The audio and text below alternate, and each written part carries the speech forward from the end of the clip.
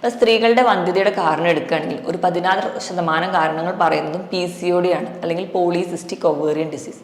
അതായത് സ്ത്രീകളുടെ അണ്ഡാശയങ്ങളിൽ ചെറിയ വെള്ളക്കെട്ടുകൾ പോലെ കുമിളകൾ നിൽക്കുന്ന ഒരു കണ്ടീഷൻ. അതുകൊണ്ടുണ്ടാവുന്ന ആഫ്റ്റർ എഫക്ട്സുകളാണ് നമ്മൾ ഇന്ന് കണ്ടത്. ഇന്ന് നമുക്ക് ഈ വീഡിയോയിലൂടെ പലരും ചോദിക്കുന്ന സംശയമാണ്, എങ്ങനെ മരുന്നിനോടൊപ്പം തന്നെ എന്തൊക്കെ ലൈഫ് സ്റ്റൈൽ മോഡിഫിക്കേഷൻസ് വരുത്തിയാലാണ് PCOD നമുക്ക് കൺട്രോൾ ചെയ്യാൻ പറ്റുക, എന്തൊക്കെ ഭക്ഷണങ്ങൾ ഒഴിവാക്കണം, എന്തൊക്കെ കഴിക്കണം എന്നൊക്കെ. നമുക്ക് ഇന്ന് ഈ വീഡിയോയിലൂടെ പ്രധാനമായിട്ടും ലൈഫ് സ്റ്റൈൽ മോഡിഫിക്കേഷൻസ് എന്തൊക്കെയാണ് PCODയിൽ വരുത്തേണ്ടതെന്ന് നോക്കാം.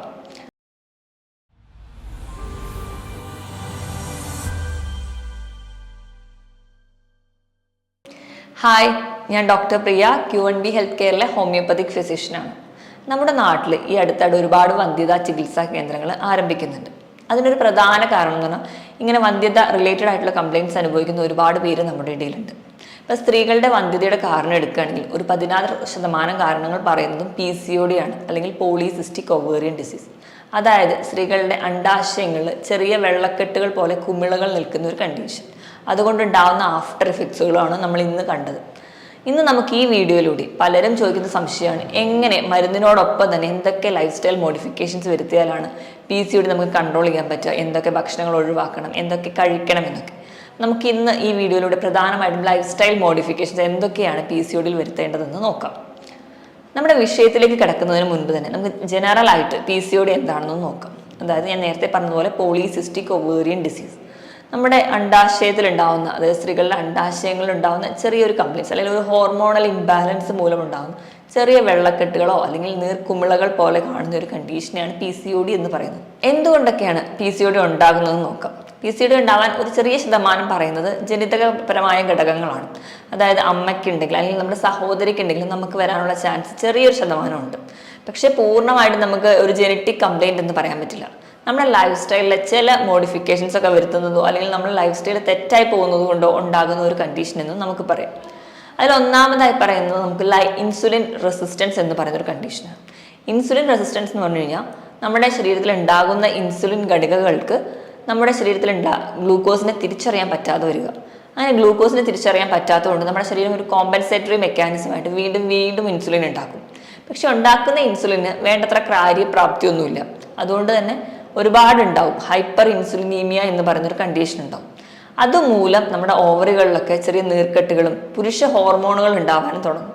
അതിൻ്റെ ഭാഗമായിട്ടാണ് ലക്ഷണങ്ങളിൽ നമുക്ക് മുടി വളർച്ചയൊക്കെ കാണുന്നത്, രോമ വളർച്ച അല്ലെങ്കിൽ മുടി കൊഴിച്ചിലൊക്കെ കാണുന്നത്. അപ്പോൾ ഇതാണ് പറയുന്ന ഒരു കാരണം. ഇങ്ങനെ ലൈഫ് സ്റ്റൈൽ മോഡിഫിക്കേഷൻസ് അല്ലെങ്കിൽ ഇൻസുലിൻ റെസിസ്റ്റൻസ് വരുന്നത് എന്തുകൊണ്ടാണെന്ന് നോക്കാം. അതിൽ ഒന്നാമതായി പറയേണ്ടതാണ് അമിതവണ്ണം.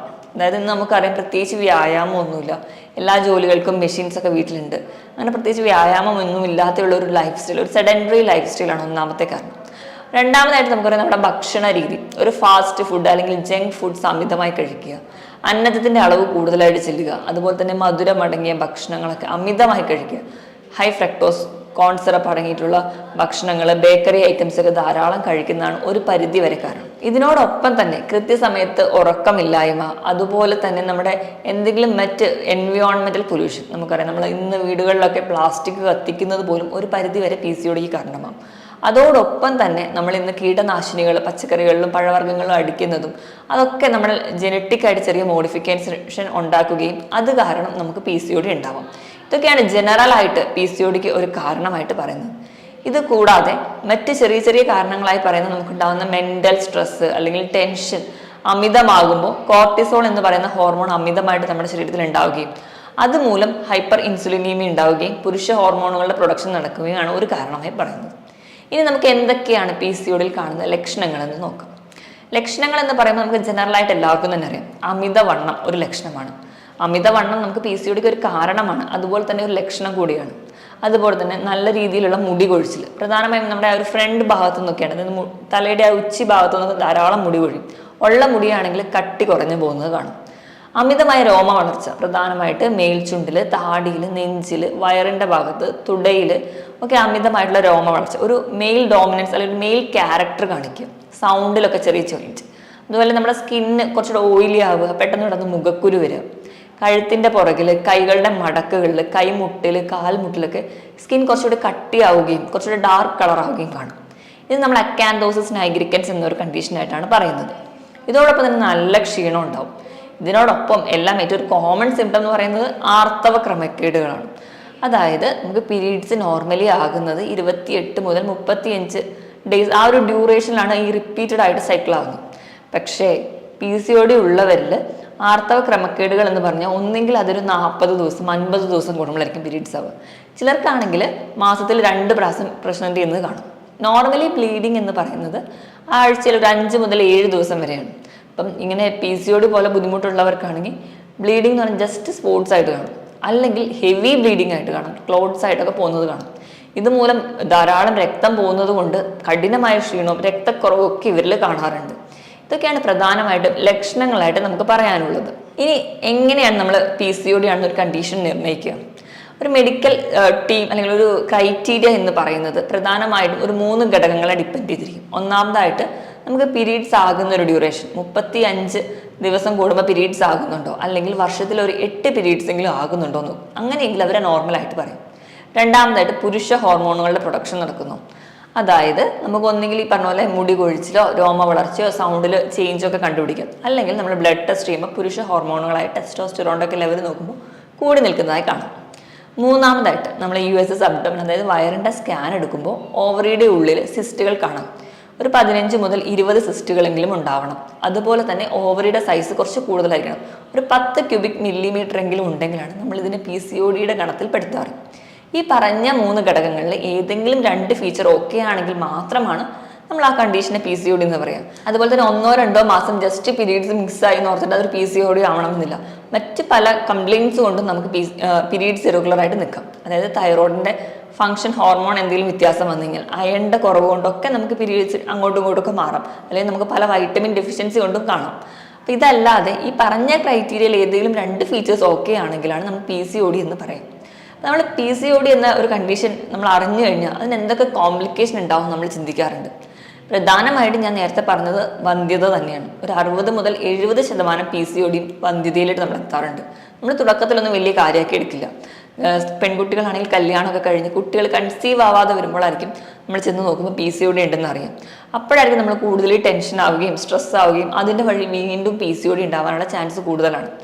ഇത് കൂടാതെ തന്നെ endometrial cancer, fatty liver, hyper tension, cholesterol കൂടി നിൽക്കുക, അതുപോലെ തന്നെ ഡയബറ്റീസിനൊക്കെ ചാൻസ് ഉണ്ട് ഇങ്ങനെ PCOD ഉള്ളവർക്ക്. അപ്പം ഇത്രയധികം കോംപ്ലിക്കേഷൻ ഉള്ള ഒരു കണ്ടീഷൻ കൂടിയാണ് PCOD എന്ന് നമ്മളെല്ലാവരും തിരിച്ചറിയണം. ഇത്രയും കോംപ്ലിക്കേഷനൊക്കെ ഉള്ള സ്ഥിതിക്ക് നമ്മൾ അറിയിക്കുമ്പോൾ തന്നെ മാനേജ് ചെയ്യുകയാണെങ്കിൽ നല്ലൊരു റിസൾട്ട് കിട്ടുന്ന കണ്ടീഷൻ കൂടിയാണ് PCOD. അപ്പം നമുക്കിനി എന്തൊക്കെയാണ് ജനറലി PCODയിൽ എടുക്കേണ്ട മാനേജ്മെന്റ് സൈഡിൽ നിന്ന് നോക്കാം. അപ്പം ഇങ്ങനെ ഒരു PCOD ഉള്ള ഒരു കേസ് വരുമ്പോൾ തന്നെ നമ്മൾ ക്ലിനിക്കിൽ മെഡിസിൻസ് പ്രിസ്ക്രൈബ് ചെയ്യുന്നതിനോടൊപ്പം തന്നെ നമ്മൾ ആ ലൈഫ് സ്റ്റൈലിൽ വരുത്തേണ്ട മോഡിഫിക്കേഷൻസ് പറഞ്ഞു കൊടുക്കാറുണ്ട്. ഏറ്റവും ഒന്നാമതായി ചെയ്യേണ്ടതെന്ന് പറഞ്ഞാൽ നമ്മുടെ ഫുഡിൽ അല്ലെങ്കിൽ നമ്മുടെ ഡയറ്റിൽ വരുത്തേണ്ട മാറ്റങ്ങളാണ്. അത് നമുക്ക് ഡീറ്റെയിൽ ആയിട്ട് നോക്കാം. രണ്ടാമതായിട്ട് വ്യായാമം. ആഴ്ചയിൽ 5 ദിവസമെങ്കിലും ഒരു 45 മിനിറ്റ് മുതൽ 1 മണിക്കൂർ വരെയെങ്കിലും കൃത്യമായി വ്യായാമം ചെയ്യുക. വ്യായാമം ഏതാണെങ്കിലും നമ്മൾ കുഴപ്പമില്ല, ഹാർട്ട് റേറ്റ് കൂടുന്നതായാലും മതി. നമുക്ക് കൈവീശി നല്ലപോലെ നടക്കുന്നതാവാം, ഓടുന്നതാവാം, ട്രെഡ്മിൽ ഉപയോഗിക്കാം, ജിം ഉപയോഗിക്കാം, അല്ലെങ്കിൽ എയറോബിക് എക്സസൈസുകളും സൂംബ പോലെയുള്ള എക്സസൈസ് രീതികളും ഒക്കെ നമുക്ക് ഫോളോ ചെയ്യാം. ഏറ്റവും നല്ലൊരു ഐഡിയ ആണ് നമ്മൾ യോഗ പ്രാക്ടീസ് ഒക്കെ ചെയ്യുന്നത്. അത് നല്ലൊരു റിസൾട്ട് കിട്ടുന്നതായിട്ട് കാണും. ഹാർട്ട് റേറ്റ് കൂടുന്ന തരത്തിലുള്ള സ്വിമ്മിങ്ങോ അല്ലെങ്കിൽ സൈക്ലിങ്ങോ ഒക്കെ ആയാലും PCODക്ക് നല്ല റിസൾട്ട് ഉണ്ട്. കൃത്യമായ വ്യായാമമാണ് ഇമ്പോർട്ടൻറ്റ്. ഇപ്പോൾ ഇതൊന്നും ഇല്ലെങ്കിൽ തന്നെ നമുക്ക് വീട്ടിൽ തന്നെ ചെറിയ രീതിയിൽ പാട്ടൊക്കെ വെച്ചിട്ട് ഡാൻസ് ചെയ്യുന്നത് തന്നെ PCODക്ക് ഒരു നല്ല വ്യായാമമായിട്ട് പറയുന്നുണ്ട്. ഇനി മൂന്നാമതായിട്ട് നമ്മുടെ ഉറക്കത്തിൻ്റെ പാറ്റേൺ ആണ് അഡ്ജസ്റ്റ് ചെയ്യേണ്ടത്. ഉറക്കത്തിൻ്റെ പാറ്റേൺ എന്ന് പറഞ്ഞാൽ നമ്മുടെ പെൺകുട്ടികളെ എടുക്കുകയാണെങ്കിൽ നമ്മളൊരു ശീലം എന്ന് പറഞ്ഞാൽ രാത്രി ഉറക്കമുളച്ച് പഠിക്കുക. അപ്പോൾ പ്രധാനമായിട്ടും PCOD ഉള്ളവരടുത്ത് പറയുന്നത് 10:30 ശേഷം ഉറങ്ങാതിരിക്കുക എന്നുള്ള ഒരു രീതി ഉള്ളവരാണെങ്കിൽ അത് ഒഴിവാക്കുക. അതുപോലെ 7 മണിക്ക് ശേഷം, രാവിലെ 7 മണിക്ക് ശേഷവും കിടന്നുറങ്ങരുത്. മാക്സിമം നിങ്ങൾ ഉറങ്ങുക ഒരു 10:30 മുൻപ് കിടക്കാനും രാവിലെ ഒരു 7 മണിക്ക് മുൻപ് എണീക്കാനും വേണ്ടി ശ്രദ്ധിക്കുക. ഇങ്ങനെ ഒരു ലൈഫ് സ്റ്റൈൽ മോഡിഫിക്കേഷനാണ് പറയുന്നത്. അതിന് പ്രധാന കാരണം ഈ ഒരു ടൈമിൽ ഉറങ്ങുന്നില്ല അല്ലെങ്കിൽ ഈ ഒരു പാറ്റേൺ അല്ല നിങ്ങളുടെ സ്ലീപ്പ് സൈക്കിൾ എങ്കിൽ നിങ്ങളുടെ മെറ്റബോളിസം ഒന്നും കറക്റ്റായിട്ട് നടക്കില്ല. അതുവഴി നമുക്ക് ഇൻസുലിൻ്റെ ലെവൽ കൂടാനും ഹൈപ്പർ ഇൻസുലിനീമിയ ഉണ്ടാവാനും ശരീരത്തിൽ നീർക്കെട്ട് ഉണ്ടാവാനും ഒക്കെ കാരണം. അപ്പോൾ ഓവറിയിലുള്ള ഒരു തരം നീർക്കെട്ടാണ് PCOD. നീർക്കെട്ട് കുറയ്ക്കാൻ വേണ്ടി ഏറ്റവും നല്ലതെന്ന് പറഞ്ഞു കഴിഞ്ഞാൽ ഉറക്കം കൃത്യമായിരിക്കണം എന്നുള്ളതാണ്. ഇനി നാലാമത്തെ ഘടകം എന്ന് പറഞ്ഞാൽ ആവശ്യത്തിനുള്ള വെള്ളം കുടിക്കുക. 2 മുതൽ 3 ലിറ്ററോളം വെള്ളം കൃത്യമായി കുടിക്കാൻ വേണ്ടി ശ്രദ്ധിക്കുക. അടുത്തതായിട്ട് നമുക്ക് വേണ്ട സപ്ലിമെന്റ്സ് ഒക്കെ കഴിക്കുക. ഇപ്പം പലരും ഭക്ഷണത്തിലൂടെ മോഡിഫൈ ചെയ്യുമ്പോൾ ചിലർക്ക് ഈ ഭക്ഷണത്തിലുള്ള കഴിക്കാനൊക്കെ മടിയുള്ളവരാണെങ്കിൽ വേണ്ട രീതിയിൽ സപ്ലിമെന്റ്സ് എടുക്കുക, ഡോക്ടറുടെ നിർദ്ദേശപ്രകാരം മാത്രം. Vitamin D, calcium, iron, folic acid ഇതിൻ്റെയൊക്കെ സപ്ലിമെന്റ്സ് അല്ലെങ്കിൽ ഇതിൻ്റെയൊക്കെ ഡെഫിഷ്യൻസി നമുക്ക് കുറയുന്നത് കൊണ്ടും PCOD ഉണ്ടാകും. ഏറ്റവും അവസാനം മാത്രമാണ് നമ്മൾ മെഡിസിൻസിന് ഇമ്പോർട്ടൻസ് കൊടുക്കേണ്ടത്. കാരണം ലൈഫ് സ്റ്റൈലിൽ ഇത്രയും മോഡിഫിക്കേഷൻസ് വരുത്തുമ്പോൾ തന്നെ PCODയിൽ പെട്ടെന്നൊരു റിസൾട്ട് ഉണ്ടാവുന്നത് കാണും. ഇതിനോടൊപ്പം തന്നെ നമ്മൾ മെഡിസിൻസ് കഴിച്ചു കഴിഞ്ഞാൽ PCOD നമുക്ക് ഈസി ആയിട്ട് കൺട്രോൾ ചെയ്യാം. ഇനി നമുക്ക് ഡയറ്റ് വിശദമായിട്ടൊന്ന് നോക്കാം. ഡയറ്റ് എന്ന് പറയുമ്പോൾ നമ്മുടെ ബോഡി മാസ് ഇൻഡെക്സ് നോർമൽ ആക്കി നിർത്തുന്ന രീതിയിലായിരിക്കണം നമ്മുടെ ഡയറ്റ്. അതായത് നമ്മുടെ വെയിറ്റ് കുറവുള്ളവർക്കും PCOD ഉണ്ടാവാനുള്ള ചാൻസ് വളരെ കൂടുതലാണ്. അപ്പോൾ വെയിറ്റ് കുറവുള്ളവരാണെങ്കിൽ നല്ല ഫുഡ് കഴിച്ച് വെയിറ്റ് ഗെയിൻ ചെയ്ത് ആവശ്യത്തിന് നല്ല കൊഴുപ്പൊക്കെ ശരീരത്തിൽ എത്തിക്കുക. എന്നാലേ ഹോർമോൺസും വൈറ്റമിൻസും കൃത്യമായിട്ട് ഫങ്ഷൻ ചെയ്യുള്ളൂ. വെയിറ്റ് കൂടുതലുള്ളവരാണെങ്കിൽ വെയിറ്റ് കുറയ്ക്കാൻ വേണ്ടി ശ്രദ്ധിക്കുക. എത്രയാണ് നോർമലി വേണ്ട വെയിറ്റ് എന്ന് നോക്കുകയാണെങ്കിൽ, ഇപ്പോൾ ഒരാളുടെ പൊക്കം എടുക്കുകയാണ്, പൊക്കം 155 സെൻറ്റിമീറ്റർ ആണ്, അതിൽ നിന്ന് 100 കുറയ്ക്കുന്നതായിരിക്കണം അവരുടെ വെയിറ്റ്. അതായത് 55 കിലോ ആയിരിക്കണം വെയിറ്റ്. അങ്ങനെ ഒരു ആവറേജ് വെയിറ്റ് മെയിൻറ്റെയിൻ ചെയ്യാൻ വേണ്ടി ശ്രദ്ധിക്കും. അമിതവണ്ണമുള്ളവർ വെയിറ്റ് കുറയ്ക്കുന്നത് തന്നെ നമുക്ക് PCODക്ക് നല്ലൊരു റിസൾട്ട് കിട്ടുന്നതായിട്ട് കാണാം. ഇനി PCOD ഉള്ളവർ പ്രധാനമായിട്ടും ഒഴിവാക്കേണ്ട ഭക്ഷണം എന്തൊക്കെയാണെന്ന് നോക്കാം. ഏറ്റവും ആദ്യം എന്ന് പറഞ്ഞാൽ PCOD എന്ന് പറയുന്നത് നമ്മുടെ ഓവറിക്ക് വരുന്ന ഒരു പ്രമേഹമാണ്. അപ്പോൾ നമ്മൾ ചികിത്സിക്കേണ്ടത് പ്രമേഹ രോഗികളെ എങ്ങനെ ചികിത്സിക്കുന്നോ അങ്ങനെ തന്നെയാണ്. അതായത് മധുരം അടങ്ങിയ ഭക്ഷണങ്ങൾ, മധുര പാനീയങ്ങളൊക്കെ കംപ്ലീറ്റ് ആയിട്ട് നിർത്തുക. ഐസ്ക്രീം, ചോക്ലേറ്റ്സ്, അങ്ങനെ ബേക്കറി ഐറ്റംസ് ഒക്കെ കംപ്ലീറ്റ് ആയിട്ട് നിർത്തുക. ഇപ്പം മധുരത്തിന് ഈ പഞ്ചസാര മാത്രമല്ല, ശർക്കര, കരിപ്പെട്ടി, തേൻ, അതുപോലെ തന്നെ ഹൈ ഫ്രക്ടോസ് കോൺ സിറപ്പ് അടങ്ങിയിട്ടുള്ള ബേക്കറി ഐറ്റംസ് കംപ്ലീറ്റ് ആയിട്ട് നിർത്തുക. റിഫൈൻഡ് ഓയിൽസ്, നമുക്കറിയാം വനസ്പതി, ഡാൽഡ പോലെയുള്ളതിൻ്റെ ഉപയോഗങ്ങൾ പൂർണ്ണമായും നിർത്തുക.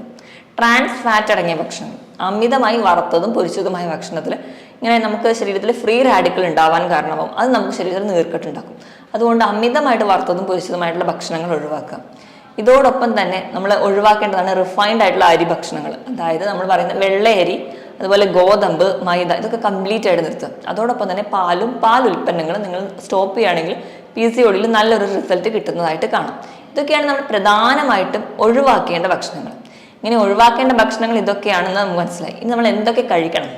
നമ്മൾ കഴിക്കേണ്ടത് എപ്പോഴും നല്ല ഭക്ഷണം, അതായത് ഹെൽത്തി ആയിട്ടുള്ള ഭക്ഷണമാണ്. അതായത് ഇപ്പോൾ നമ്മൾ ധാന്യങ്ങളുടെ കേസ് എടുക്കുകയാണെങ്കിൽ തവിടുള്ള ധാന്യങ്ങൾ ഉപയോഗിക്കുക. കഴിവതും അരിയുടെ ഉപയോഗം കുറയ്ക്കുക, അല്ലെങ്കിൽ അന്നജത്തിൻ്റെ അളവ് കുറയ്ക്കുക. ഉപയോഗിക്കുന്നെങ്കിൽ എപ്പോഴും തവിടുള്ള അരി മാത്രം ഉപയോഗിക്കുക. അതായത് കുത്തിയരി, നവരയരി ഒക്കെ നിങ്ങൾക്ക് യൂസ് ചെയ്യാം. ഒരു പിടിയോളം മാത്രം. ധാരാളം പച്ചക്കറികളും അതുപോലെ തന്നെ ഇലക്കറികളും കഴിക്കുക. ഇപ്പം ഇലക്കറികൾ എന്ന് പറയുമ്പോൾ മുരിങ്ങയില, കറിവേപ്പിൻ്റെ ഇല, ചീര, ഇവയെല്ലാം ധാരാളം വൈറ്റമിൻ സി ഉണ്ട്. ഇത് ശരീരത്തിലെ നീർക്കെട്ട് കുറയാൻ നിങ്ങളെ സഹായിക്കും. അതുകൊണ്ട് ധാരാളം ഇലക്കറികൾ, എന്നും ഭക്ഷണത്തിനോടൊപ്പം തന്നെ ഇലക്കറികൾ കഴിക്കുക. അതോടൊപ്പം തന്നെ നമ്മുടെ പറമ്പിലൊക്കെ ഉള്ള തന്നെ ഫ്രൂട്ട്സും വെജിറ്റബിൾസും കൂടുതലായിട്ട് കഴിക്കാൻ വേണ്ടി ശ്രദ്ധിക്കുക. വെജിറ്റബിൾസിൻ്റെയും ഫ്രൂട്ട്സിൻ്റെയും കാര്യം എടുക്കുമ്പോൾ അമിത മധുരമുള്ള പഴവർഗ്ഗങ്ങൾ ഒഴിവാക്കുക. ഇപ്പോൾ ചക്ക, മാമ്പഴമൊക്കെ ആണെങ്കിൽ അത് ഒഴിവാക്കുന്നത് ഒരു പരിധി വരെ നല്ലതാണ്. ഇതോടൊപ്പം തന്നെ നമ്മൾ പ്രോട്ടീൻസ് കഴിക്കുക. പയറ്, കടല, പരിപ്പ്, ഇവയൊക്കെ പ്രോട്ടീൻസ് ആണ്, ഇവ കഴിക്കാം. അതുപോലെ തന്നെ ലീൻ പ്രോട്ടീൻസ് ആണ് മത്സ്യം, ചിക്കൻ, അതുപോലെ മുട്ട, ഇവയും നിങ്ങൾക്ക് കഴിക്കാവുന്നതാണ്. പക്ഷെ ചിക്കനും മീനൊക്കെ കഴിക്കുമ്പോൾ കറി വെച്ച് മാത്രം കഴിക്കാൻ വേണ്ടി ശ്രദ്ധിക്കുക. ഇങ്ങനെയൊക്കെ നമ്മുടെ ലൈഫിൽ ഈ ഫുഡുകളൊക്കെ കഴിക്കുകയാണെങ്കിൽ, പച്ചക്കറികളൊക്കെ നല്ലപോലെ സാലഡാക്കി കഴിക്കുക, അതിലോട്ട് കുറച്ച് ഒലിവ് ഓയിലൊക്കെ മിക്സ് ചെയ്ത് കഴിക്കുക. അങ്ങനെയൊക്കെ ആകുമ്പോൾ നമുക്ക് നല്ലൊരു റിസൾട്ട് കിട്ടും. അതുപോലെ തന്നെ നട്ട്സ് ഒക്കെ കഴിക്കുക. നട്ട്സ് കഴിക്കുമ്പോൾ നമ്മുടെ ശരീരത്തിൽ നല്ല കൊഴുപ്പ് കിട്ടും. അവോക്കാഡോ പോലുള്ള ഫ്രൂട്ട്സുകൾ കഴിക്കുക. അപ്പോൾ നട്ട്സിലാണ് തന്നെ ബദാം, അതുപോലെ വാൽനട്ട്, കാഷ്യൂ ഒക്കെ നിങ്ങൾക്ക് ഇൻക്ലൂഡ് ചെയ്യാം. എല്ലാം കുറഞ്ഞ അളവിൽ മിക്സ് ചെയ്ത് കഴിക്കാൻ വേണ്ടി ശ്രദ്ധിക്കുക.